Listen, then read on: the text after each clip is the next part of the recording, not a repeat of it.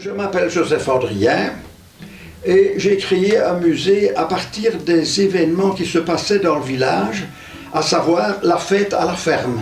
Donc ici, comme s'il s'agissait d'une ancienne ferme, le comité local m'avait demandé si on pouvait investir les locaux et les transformer en cave à vin, cave à bière, qu'est-ce que je sais moi. Et on avait fait le pari un peu fou de créer un musée, sachant que j'avais pour décorer mis quelques objets au mur des étables pour décorer. Et les gens étaient heureux, agréablement surpris de voir ces objets, quoi. Dès qu'on a su que je voulais créer un musée, monsieur Jean Bastin, qui était le bourgmestre local de l'époque, il habitait d'ailleurs le village ici, m'avait dit « Ah, ça c'est une bonne idée, Joseph. Et si tu avais besoin d'une petite aide logistique ou quelque autre aide que ce soit, je suis là pour t'aider. » Voilà.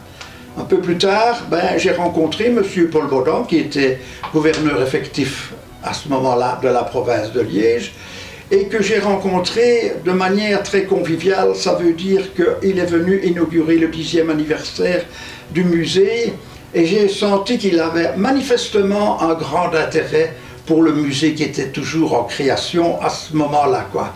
C'est un monsieur très chaleureux, très convivial, et un monsieur qui adore le wallon. Et j'ai pu comprendre ce jour-là que m'adresser à monsieur le gouverneur en wallon était une marque de respect et de convivialité. La plupart des objets que je collectionne ont une âme. Derrière l'objet, il y a la main de l'homme, mais il y a la pensée aussi, et il y a aussi les émotions, les sentiments, la créativité que l'on peut trouver derrière l'objet.